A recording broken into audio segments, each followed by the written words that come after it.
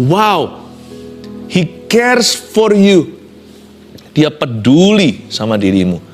Makanya tidak boleh mencari Tuhan itu dengan coba-coba. Gak ada trial dan error dalam hadirat Allah. Aku masuk hadirat Tuhan, rasa apa ya? Gampang kecewa. Jangan. Kalau kita masuk hadirat Tuhan itu percaya Allah itu ada dan percaya Dia pedulikan. Gak ada orang masuk hadirat Tuhan gak ketemu Tuhan, gak ada. Orang berdosa pun, pemungut cukai pun, kalau dia datang ke bait Allah lalu tepuk-tepuk dadanya dan berkata, aku orang berdosa, sama Tuhan pulang, dibenarkan. Tuhan itu gak pernah main petak umpet kecuali sama orang yang munafik. Tuhan akan berbelat-belit. Tetapi kepada orang yang tulus hatinya, sekalipun orang berdosa, asal hatinya hancur, jiwanya patah remuk, tak akan dipandang hina oleh Tuhan. Orang yang datang cari Tuhan gak akan ketemu ular. Orang cari Tuhan akan dapat hantu. Orang cari Tuhan akan ketemu setan. Because He cares for you. Kenapa kita harus sungguh-sungguh? Belum lagi ada faktor peperangan rohani. Lihat ayat berikutnya, ayat 8. Sadarlah dan berjaga-jagalah. Lawanmu si iblis berjalan keliling sama seperti singa yang mengaum-ngaum dan mencari orang yang dapat ditelannya. Bukan Tuhan ya. Kadang-kadang, ini bahasa saya ya. Kadang-kadang kalau saya renungkan, Tuhan tuh kasihan ya, disalah ngerti terus. Tapi Tuhan tuh gak perlu dibelas kasihani. Tuhan itu serba cukup di dalam dirinya. Dia nggak perlu kita sebenarnya, nggak perlu manusia atau penyembahan kita. Dia nggak perlu percaya kita. Kalau kita percaya menyembah Dia itu untungnya di kita, bukan untungnya di Dia. Tapi kasihan kadang-kadang kalau saya pikirkan. Apa yang iblis lakukan seringkali malah Tuhan yang difitnah. Kenapa engkau kasih aku penyakit? Tuhan nggak kasih penyakit. Kenapa Tuhan buat papa mamaku cerai? Tuhan nggak pernah menceraikan papa mamamu. Bukankah di Alkitab ditunjuk dengan jelas di kitab Maleakhi, aku Tuhan membenci perceraian? Ada orang Kristen, kedok saja padahal hanya kedok agama. Lalu larikan uang kita. Orang Kristen kayak gitu, pelayanan lagi di gereja. Nggak ada hubungannya. Perbuatan itu juga dikecam oleh kekristenan. Tapi Tuhan yang kena getahnya. Tuhan yang dituduh sama semua orang. Coba bayangkan. Jangan lupa, di balik layar semua yang baik, semua yang benar, semua yang sempurna, yang layak dipuji. Semua yang baik, sempurna, all the perfect gifts come from above. Di surat Yakobus datang dari Bapa, Bapa segala terang. Tapi semua yang jahat, semua yang jelek, semua yang negatif, semua yang kutuk, semua yang dosa, semua yang mati, semua yang bunuh, semua yang jijik, semua yang najis, semua yang gak patut dipuji, gak patut bahkan dibicarakan, bukan dari Tuhan. Ada roh-roh jahat yang bekerja di udara. Ada roh-roh setan di dunia ini. Dan setan itu pekerjaannya yang utama bukan untuk takut-takuti orang di rumah hantu. Yang itu level bawah ceritanya. Lihat ya kalau kita baca ya, the work of Satan, pekerjaan iblis yang utama itu apa? Sebab dia mencari, sadarlah dan berjaga-jagalah, lawanmu si iblis berjalan keliling sama seperti singa yang mengaum-ngaum dan mencari orang yang dapat ditelannya. Mencari orang yang dapat ditelannya, bahasa Inggrisnya to devour, untuk mengunyah hidup-hidup, kalau bisa ditelan, kalau bisa binasa. Setan tidak dia punya maksud hati bukan hanya untuk menakut-nakuti. Itu hanya distraction atau gangguan. Keinginan wahid nomor satu setan adalah untuk membinasakan. Jangan lupa, di ayat lain di Perjanjian Baru dituliskan bahwa Yesus ngomong begini. Di kitab Yohanes, di surat Yohanes. Setan itu datang untuk mencuri, membunuh, membinasakan. Saya sebut itu the threefold plans. The threefold plan of the devil. Itu rencana jahat si setan. Ada di 3 dimensi. Yang utama dulu, yang terakhir, mencuri, membunuh, membinasakan. Ini yang mutakhir. Ini keinginan dia yang terakhir. Membinasakan itu artinya menghalangi seseorang dari jalan keselamatan. Membuat orang terpisah selama-lamanya dari Yesus Kristus nanti dalam kekekalan. Itulah goal tertinggi. Bukan rumah hantu yang merupakan musuh utama kita. Tetapi setiap orang yang menolak percaya pada cahaya Injil, Atau orang yang pernah mengecap karunia sorga lalu murtad lagi dari jalan itu dan menjual Yesus atau menyalibkan dia kedua kali. Itu semua di balik layar itu ada perbuatan iblis yang menghasut ke situ. Memang ada kemauan orang itu sendiri sebab iblis gak bisa memaksakan dirinya, harus pilihan kita. Tapi saya percaya iblis selalu mengambil keuntungan dan dia akan berusaha untuk menghalang-halangi orang. Kenapa kita mau ajak seseorang datang ke gereja, misalnya seorang yang Anda cinta, Anda doakan sekian lama, mau datang ke gereja? Nggak bisa, tiba-tiba ada kecelakaan, tiba-tiba ada kejadian. Ada pula yang betul-betul dihinggapi roh jahat ketika mendengar firman, kalau sekali dua kali karena memang letih ya, saya ngerti itu sangat alami. Tapi kalau setiap kali, padahal nggak lelah, setiap kali dengar firman langsung tertidur, mungkin ada belenggu yang perlu dipatahkan. Ya. Tiba-tiba sakit, padahal janjian ketemuan.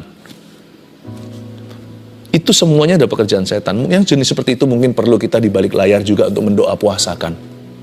Ya, orang yang paling peduli bisa lakukan itu ekstra lebih. Tapi iblis selalu mencari orang yang dapat ditelannya seperti singa yang mengaum-ngaum. Dia berjalan keliling. Selain itu, kalau membinasakan itu yang paling akhir kan. Yang tengah apa? Mencuri, membunuh. Yang kedua, membunuh. Iblis selalu ingin membuat sesuatu yang dari Tuhan di hidup kita itu mati prematur. Itu bisa saja nyawa. Ada beberapa orang bisa mati prematur karena mungkin ceroboh gaya hidupnya, atau memang ada dosa, atau memang karena diserang setan, karena dia lengah dalam doa. Tentunya kita nggak usah ketakutan. Setiap hari kita itu di-cover oleh darah Yesus. Tapi kalau kita hari ini digerakkan untuk mendoakan lebih, jangan sampai Anda tepis dorongan-dorongan seperti itu. Karena kita sedang berada di dalam peperangan rohani. Karena iblis berusaha kalau bisa membunuh sesuatu itu secara prematur. Itu bisa juga friendship, bisa juga partnership, bisa juga hubungan, bisa juga pertemanan, bisa juga kongsian, bisa juga apapun juga. Namanya iblis juga bisa menabur roh perpecahan. Apapun yang dari Tuhan, dia mencoba kalau bisa bunuh, meskipun nggak sampai kekekalan. Misalkan kalau orang Kristen itu mati, dia tetap masuk sorga. Tetapi kalau bisa terjadi kecelakaan, kalau iblis boleh, dia pasti akan tabrakkan Anda di jalan tol mana. Kalau bisa mati sekarang, apalagi kalau orang itu berguna. Makanya itu kita harus doakan orang-orang yang dipakai Tuhan. Karena tiap hari mereka itu mengalami serangan. Belum lagi yang diguna-guna dan sebagainya. Oh, kita nggak usah doa terus was-was soal itu, nanti fokus kita bukan Kristus. Nanti fokus kita pada serangan-serangan. Jangan lakukan itu. Kita nggak usah fokus pada setan. Tapi kalau kita merasakan sesuatu pada antena kita, cepat tanggapi. Apalagi kalau kita dibangunkan. Saya kadang-kadang dibangunkan tengah-tengah malam. Doakan siapa? Doakan hamba Tuhan A, hamba Tuhan B. Baik itu di dalam organisasi kami, Gereja Mawar Siaran, atau yang di luarnya yang saya kenal dan saya tahu. Mendoakan jemaat sudah menjadi makanan sehari-hari. Mendoakan keluarga saat teduh, makanan sehari-hari. Do you pray for us too? Apalagi orang-orang yang berguna. Setan berkata gini, aku tidak bisa bawa kamu ke neraka karena kamu sudah milik Tuhan. Gak apa-apa, kalau bisa aku bunuh kamu hari ini supaya besok kamu jangan kacaukan kerajaanku. Doa Bapa kami ajarkan apa? Bebaskan kami dari yang jahat. Ternyata harus sengaja berdoa demikian. Haleluya. Tapi yang satu lagi yang paling ringan, tapi jangan diremehkan. Mencuri. Mencuri, membunuh, membinasakan. Mencuri. Kalau dia nggak bisa bunuh, apalagi binasakan, masuk kepada kekekalan, nanti bersama dengan dia dihukum oleh Allah, maka dia bisa mencuri sesuatu. Anything better than nothing, gitulah bahasa Inggrisnya. Sesuatu lebih baik daripada sama sekali nggak ada. Sesuatu sedikit lebih baik daripada nggak ada sama sekali. Jadi setan pasti akan mencuri sesuatu. Itu bisa kesehatan, sukacita kita, damai sejahtera kita dicuri. Aneh ya. Rumah kita nggak bisa diapa-apakan, nggak bisa sesuatu yang sifatnya fatal terjadi, ya nggak ada kematian, nggak ada tulah, nggak ada apa-apa, tapi bisa hilang damai sejahtera. Ini berantem sama ini, salah paham begitu, dikacaukan aja situasi atau suasana rumah. Kalau seperti itu, kepala keluarga dulu, kalau enggak mungkin wakilnya mama, bahkan anak pun bisa jadi imam-imam dalam keluarga. Kita merasa something is wrong, nggak ada salahnya sih, kumpul aja sebentar, mesbah doa, mesbah keluarga doa tengking setan, tiba-tiba rasa kayak adem gitu rumahnya. Bukan karena AC-nya, adem karena damai sejahtera. Kudu mau berantem aja. Kadang-kadang kita juga marah gitu, mau lemparkan amarah kita ke anak kita. Padahal dia nggak salah. Bagi-bagilah ya. Seperti bagi-bagi ekstra bagasi. Bagasi negatif kasihkan kok. Itu nanti kan jadi domino, nanti kan jadi bumerang. Daripada gitu ajak berdoa aja. Daripada kita saling memarahi. Coba bayangkan. Iblis bisa mencuri sesuatu, mencuri uang juga bisa, terjadi korupsi di dalam ini juga pekerjaan setan melalui tangan-tangan jahil, yaitu orang-orang yang kedagingan dan mereka yang hatinya masih berlumuran dosa. Lewat orang-orang berdosa, iblis bisa mencuri sesuatu. Ya, makanya kita selalu berdoa supaya jangan sampai ada yang tercuil apa-apa dari rencana Allah dalam kehidupan kita. Makanya kalau kita betul-betul kita harus melawan. Caranya gimana caranya? Ayat 9, lawanlah dia dengan iman yang teguh. Sebab kamu tahu bahwa semua saudaramu di seluruh dunia menanggung penderitaan yang sama. Kata lawanlah dia dengan iman yang teguh mengajari kita. Bahwa dalam bahasa Inggrisnya, we must flee evil, but we must not flee from the devil. Kita harus menjauhi kejahatan, lari dari hawa nafsu. Seperti Yusuf lari dari istri Potifar. Ada juga surat Paulus berkata gini, flee the lust of youth, atau larilah dari hawa nafsu orang-orang muda. Memang kita harus lari dari pencobaan, namun jangan lari dari setan. Sebab tidak ada perlindungan, punggung kita itu tidak ada senjata peperangan. Kalau kita baca di kitab Efesus, sebab perlengkapan senjata kita, nggak ada yang melindungi punggung atau our back. Jangan lari, hadapi. You flee evil, but not the devil. Kita lawan iblis dengan apa? Dengan iman yang teguh. Kita tengking berkata, dalam nama Yesus kau pergi. Jangan kau ganggu rumahku. Ya, tapi kita cast our worries dulu, kita serahkan dulu kepada Tuhan. Tapi kalau kita melakukan peperangan rohani, wow, disitulah kemenangan. Dengan iman yang teguh. Imanmu harus teguh.